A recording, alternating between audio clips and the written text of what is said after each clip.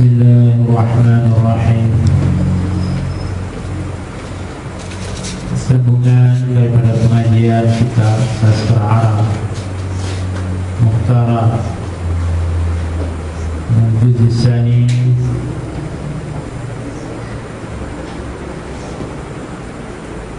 wa akhbir amiral mu'minin ma kunta qailan law lam takunil bi'asatun lin-nabi balaghatka wa lam takunil anbiya'u bi umurihi taqarrarat qablaka wa lam takunil anba'u bi umurihi taqarrarat qablaka summa qamatil hujjatu bil ijtima'i 'indaka وقالت الجماعة المختلفة لك إنه نجم بين ظهرين مثل هذه الضلالات المستأصلة والجماعات المستأسدة التي ذكر أمير المؤمنين عن قبائل العرب وجماهير الأمم وصناديد الملوك ناجم قد نصب لها وغري بها يجهل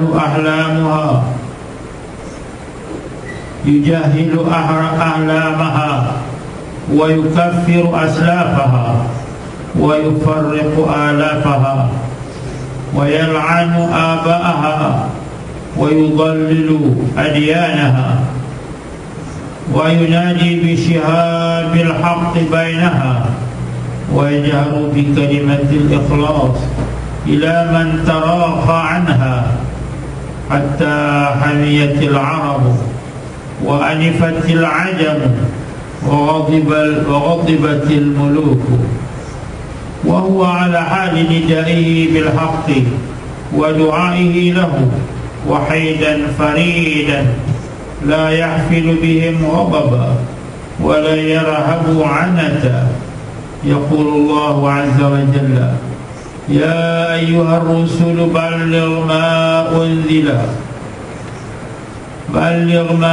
أنزل إليك من ربك وإن لم تفعل فما بلغت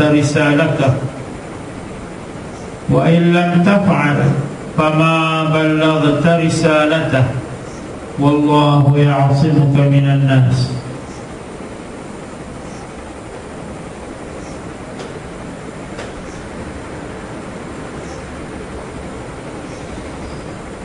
Dan beritahulah Amirul Mukminin ma kunta qailan, apa yang kamu akan kata. Ditujukan kepada Raja Rom tu. Jadi kamu beritahulah apa yang kamu hendak cakap. Law lam takunil bi'asatu balaghatka, jikalau bukanlah kebangkitan Nabi ini telah sampai kepada kamu. Jadi kalau kamu nak kata begitu, kisah kebangkitan Nabi ini belum sampai kepada kami lagi. Walam takunil amba'u bi umurihi taqarrarat qablaka, dan belum ada berita-berita al-amba, berita-berita dengan segala pengurusannya telah tetap sebelum kamu. Jadi segala berita-berita tentang kehadiran Nabi SAW memang telah ada dah, telah tetap dah sebelum kamu lagi, sebelum kamu zahir lagi.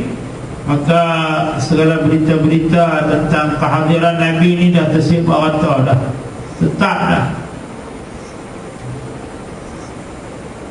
Sehingga orang-orang Yahudi ini kata, kamu tunggu wahai orang-orang musyrikin, bila datang seorang Nabi akhir zaman ini, kami akan menjadikan dia sebagai pembantu kami untuk menundukkan kamu.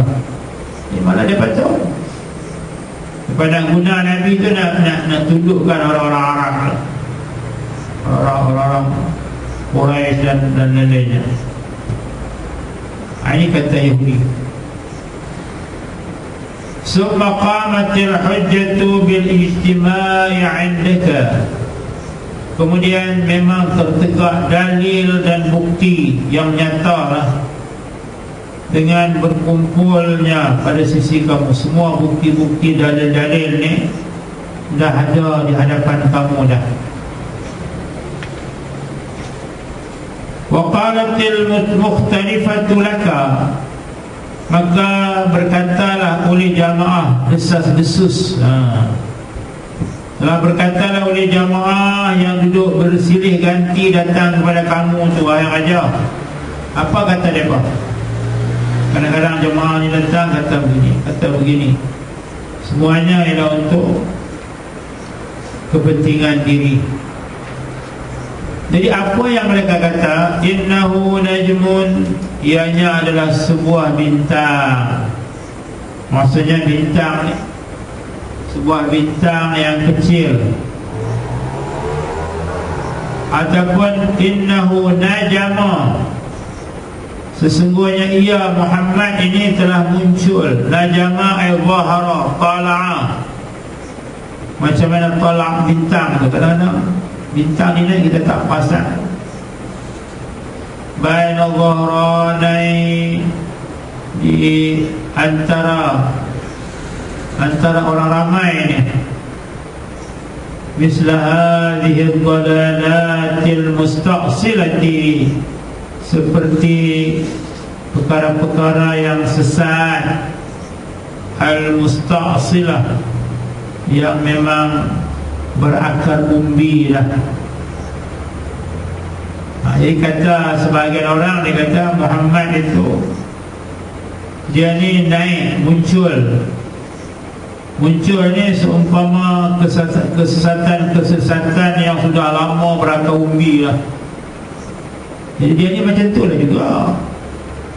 Karena di kalangan Arab ni kadang-kadang muncul di sana sini bermacam-macam jenis mendakwa diri mereka ni betul lah. Jadi ada sebahagian yang kata pula Nabi ni macam tu lah, dia muncul tak ubah macam benda-benda yang sesat yang sudah berakar umbi. Wal jama'atil musta'sidati, dan kumpulan-kumpulan al-musta'sidah, yang gagah perkasa lah, yang hebat-hebat, yang kuat, yang samsing kan, samsing. Zaman sekarang ni kalau kita nak tengok kumpulan tu kuat, dia kena jadi samsing dulu. Dia kena jadi orang jahat lah, baru dia boleh berkuasa. Kalau dia tak jadi samsing, dia tak ada nak berkuasa. Jama'atil musta'sidah ni, maknanya jamaah-jamaah ni dia kena ada kekuatan. Dia singa. Allati zakara amirul mu'minin, yang telah sebut oleh amirul mu'minin mengenai kabilah-kabilah Arab. Kabilah-kabilah Arab ni lambat dicampur orang, gaduh. Kenapa? Kerana nak tunjuk keberanian itu, nak tunjuk kehebatan, keberanian. Boleh bunuh orang tu, boleh bunuh orang ni. Kumpulan lain pun tunjuk kehebatan juga. Jadi masing-masing kuat. Bila kuat sama kuat sudah berhadapan, bila tentera ni pun kuat, tentera ni kuat, maka pada ketika itu hancurlah dua-dua sekali. Bukan satu yang hancur lah, dua-dua hancur. Kita coba contoh, kita kata dua kepala kereta api, kelajuannya 200 batu sejam, dua-dua sama, tiba-tiba bertumbung. Kita boleh bayangkan dua-duanya kuat, 200 batu sejam terbang macam angin taufan. Macam angin taufan yang datang, yang melanda negara-negara Tokyo lah, Taiwan lah, Amerika, California lah. Kadang-kadang dia punya tiupan angin tu, dia punya pergerakan anginnya sampai 250 km sejam. Habis rumah-rumah terangkat, orang-orang pun terpelanting. Kambing ke lembu lompat naik kau nak di atas kan. Kereta-kereta lah terbang habis. Jadi jamaat al-mustaqsidah ni pun begitulah, di mana memang gagah perkasa. Allati zakara Amir al-Mu'minin, yang telah menyebut oleh Amir al-Mu'minin min qabail al-Arab, daripada kabilah-kabilah Arab ini, kesesatan yang sudah lama berakaumbi, jamaah-jamaah yang memang dahsyat-dahsyat, kuat-kuat belaka. Ini terbentuk daripada qabail Arab. Wa jamahiril umam, dan ramai dari kalangan umat-umat. Wa sanadidil muluk, dan ketua-ketua bagi raja-raja. Najama najimun qarnusibalaha, telah ianya merupakan, Rasulullah ni merupakan najmun, bintang yang naik. Dia telah naik, nusibalaha, yang dimusuhi terhadapnya. Ada orang memusuhi dia. Bila dia nak naik, yang nak muncul, ada orang yang memusuhi dia. Wa uriya biha, uriya ni maksudnya mengajak orang lain supaya kita lawan Nabi ni. Kita perkenal orang lain. Uriya biha ni, kita tipu orang lain, kita perkenal orang lain, jom kita berserang Nabi. Kita ni ada balik, kita ni kabilah yang sama, ajak diserang Nabi.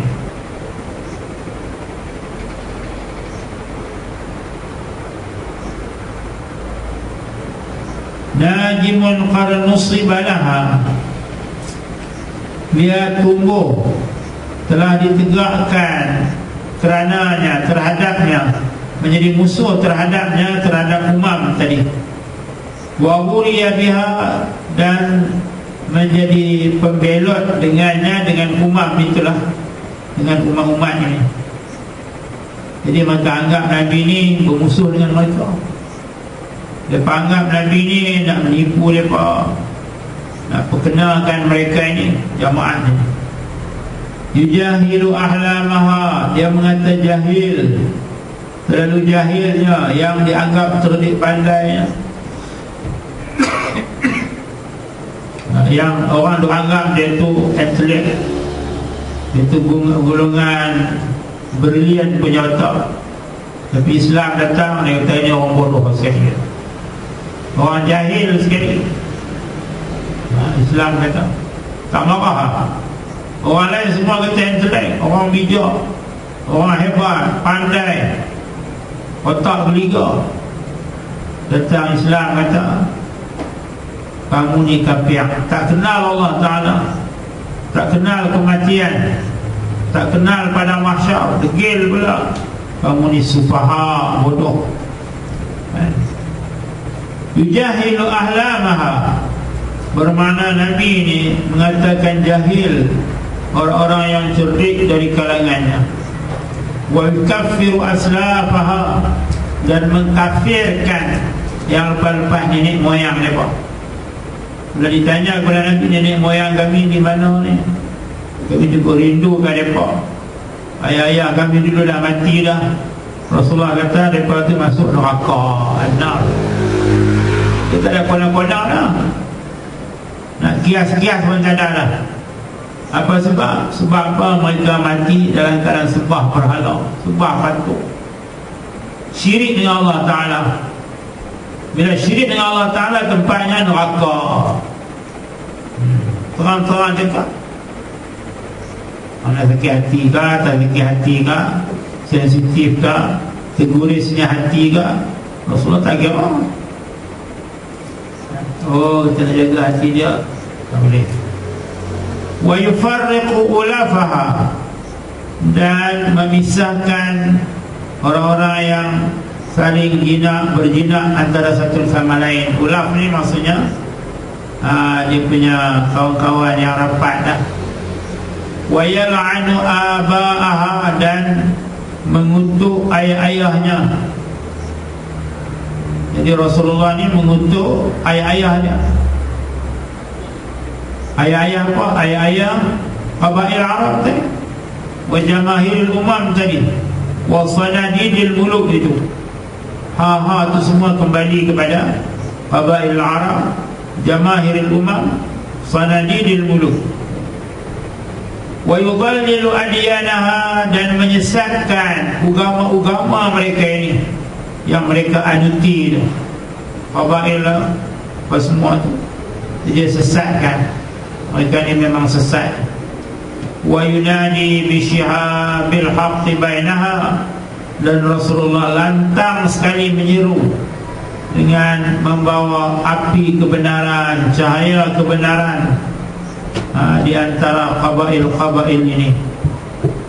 Wa yajharu bi kalimatil ikhlas, dan ia menyaringkan akan kalimah tauhid ila man taraha anha, kepada mereka yang lambat-lambat menerimanya. Orang yang lambat-lambat nak terima ni tu dakwah tak lepas-lepas dah.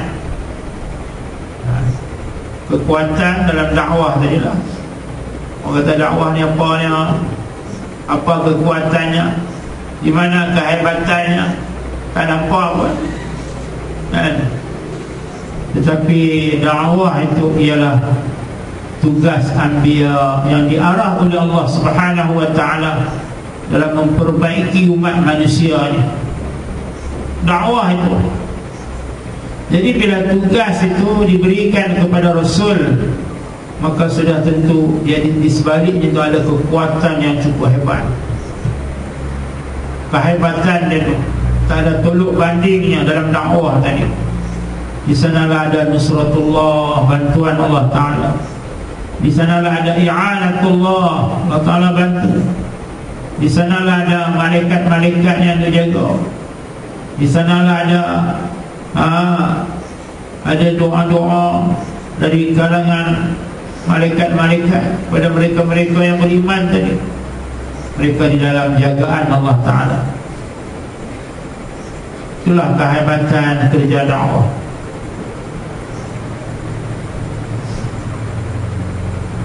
Tarafa ni mereka yang lambat-lambat menerimanya, hatta hamiyatil arabu, sehingga menjadi panaslah oleh orang-orang Arab. Hamiyah ni dengan panas. Hamim, panas. Naru hamim. Hamiyah dengan mana terlalu panaslah oleh orang-orang Arab. Bahasa Melayu ni terjemah betul lah, panas. Biasanya mana marah kan? Bila marah ni badan panas, mata pun merah. Wa alifatil ajamu, dan menjadi bongkaklah oleh orang-orang ajam. Alifan ini maksudnya hidung itu makin tinggi. Bila orang dakwah dia paling gelai. Jadi orang-orang ajam ni jadi bongkak sikit. Wa ghadibatil muluku, dan raja-raja pula menjadi marah dengan sebab kemarahan tentera Nabi SAW.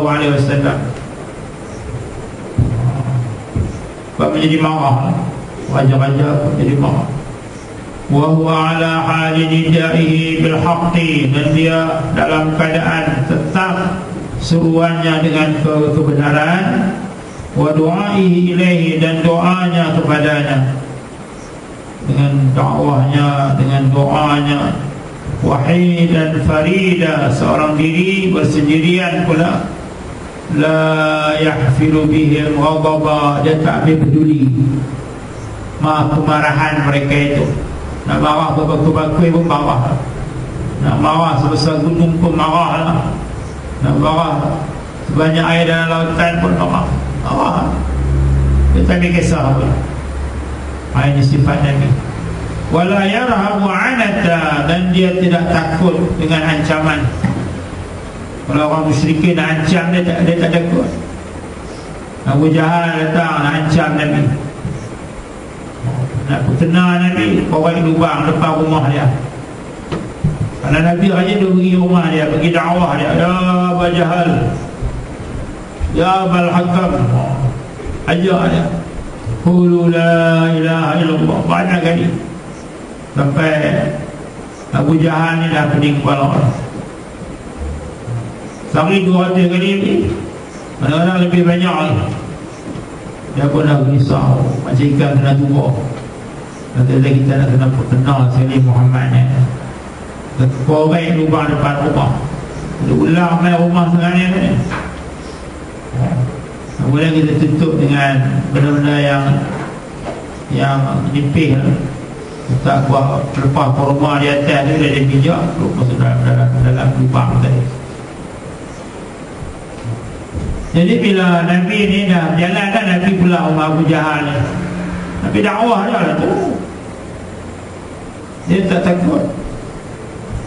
Bila sampai dekat dengan lubang tadi, Jibril pun sampai. Jibril kata stop. Berhenti dulu.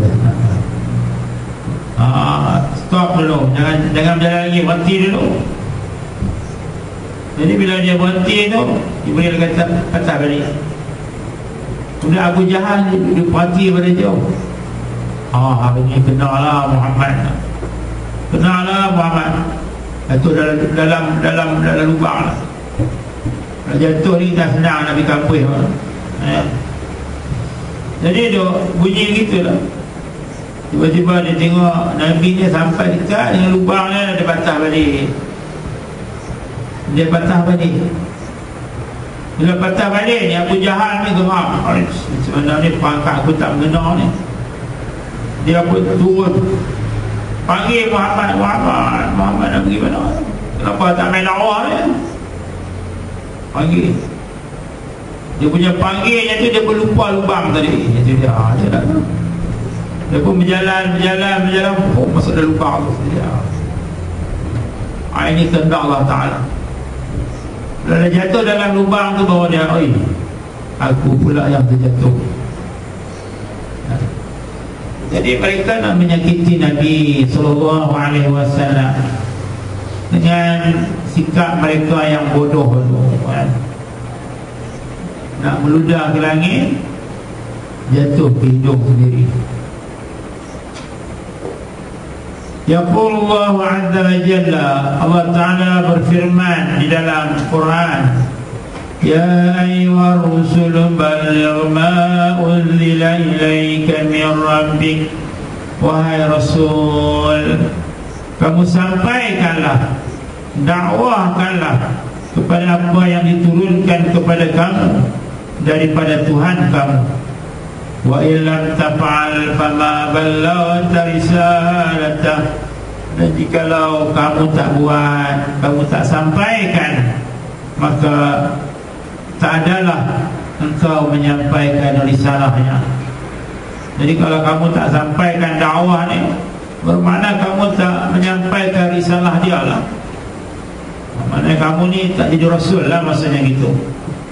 Jadi Rasul ni, kamu kena buat banyak dakwah. Kamu kena sampaikan utusan Allah Ta'ala. Mana Rasul ni adalah penyampai utusan Allah Ta'ala.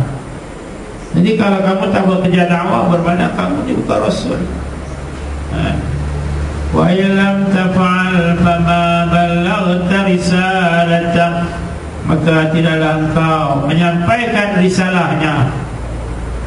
Dan janganlah takut apa-apa. Pada dakwah ni, walaupun kita cakap dengan manis, cakap dengan lembut, bukan kita nak marah daripada, tetapi bila syaitan dah masuk perut dia, ataupun memang syaitan penuh perut dia, orang musyrikin ni pula, dia lawan Nabi, dia katakan Nabi, dia maki Nabi, dia sumpah serana, kan?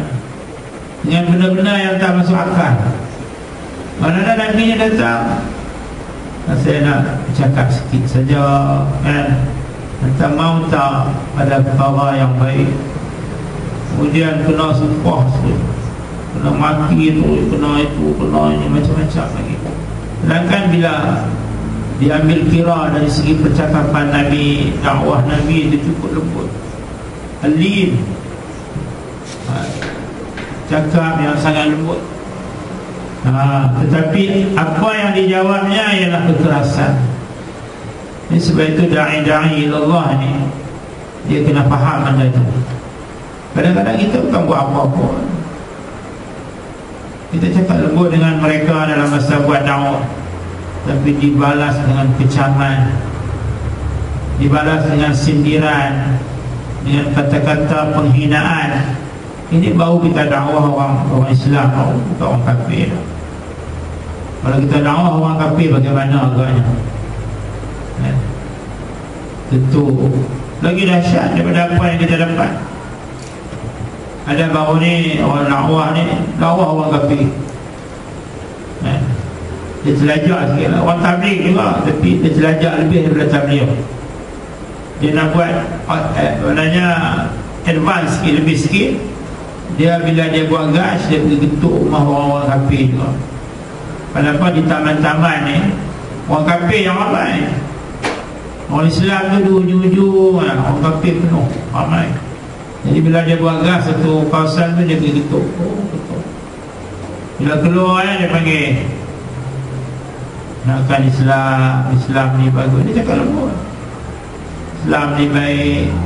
Bila nak masuk Islam ni sediakan syurga. Dakwah pada orang kafir ni. Jadi bila dah begitu keadaannya, orang-orang kafir ni pergi mengadu pada Tok Guru, pergi mengadu pada orang Islam lah yang lain.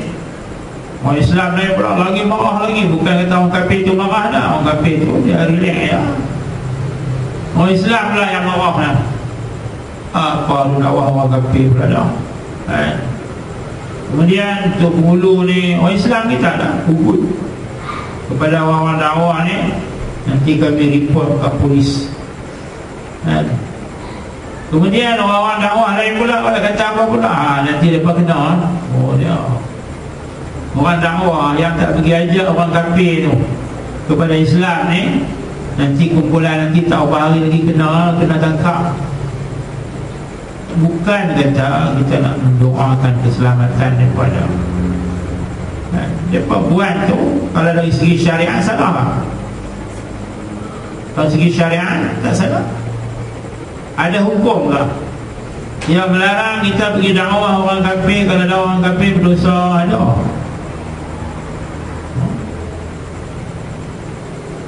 Yang mana yang kita kata tak boleh buat, itu pandangan kita, itu ijtihad kita, itu kefahaman kita, dan itu kerana lemahnya iman kita dan banyaknya takut dalam hati kita. Jadi kita pun buat keputusan dengan dakwah orang kafir. Kenapa? Nanti bila orang kafir ni masuk Islam, nanti siapa yang nak ajar mereka kepada agama Islam? Jadi kita ni tak ada kerja dah, belajar ya, kena mengajar mereka dah. Jadi itu ijtihad kita, itu apa yang kita faham. Tapi dari segi hukum Tuhan, adakah kita mengajak orang yang bukan Islam itu salah? Baiklah, kalau kita tak mampu lah, kita nak pergi ajak mereka pada agama Islam, kita mendoakan pun dah cukup. Tu mereka tu pergi ajak orang kafir tu, kalau lebih hebat daripada kita lah. Jadi kita doakan semoga mereka selamat, semoga mereka dilindungi oleh Allah Ta'ala. Dan kita harap orang-orang kafir ni yang diajak oleh mereka memeluk agama Islam. Ini yang dikatakan ta'awun 'alal birri wat taqwa. Bukan maknanya nanti sampai masa nanti kumpulannya akan ditangkap ni.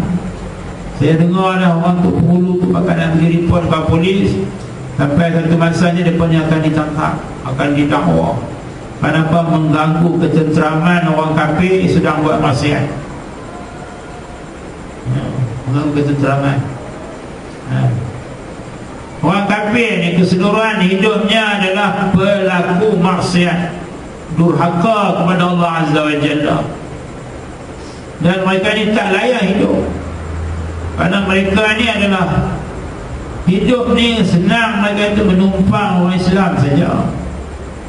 Numpang orang Islam.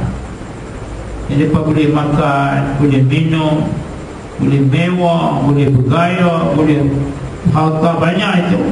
Kenapa? Menumpang orang Islam yang masih ada di muka bumi ini. Dan Allah Ta'ala beritahu dah, seandainya tak ada orang yang azan, tak ada orang yang sembahyang, tak ada orang yang zikrullah, tak ada orang yang mengucap Allah, Allah di muka bumi ini, hanya yang penuhnya orang yang kafir semata-mata, maka Allah Ta'ala akan hancur, leburkan bumi ini, musnahkan habis. Kenapa? Karena manusia dah jadi sampah. Sampah busuk pula. Nak simpan apa? Bakar lah apa lagi. Kita simpan sampah banyak, sampah kering-kering pula ni, kering lagi. Kita nak buat apa? Sampah tu bakar. Kalau tengok penuh dalam dunia ni kape-kape ni kata, tak ada guna 1 sen pun dia kata, baik kita bakar habis semua, lebur kan, letupkan gunung berapi, lautan terbakar, lautan naik dahsyat kan? Itu baru sikit-sikit yang ada tu, dan tunjuklah dia punya tanda-tanda, tanda-tanda kemusnahan manusia dalam alam ni. إلى هنا ننتهي درسنا بالتثلاث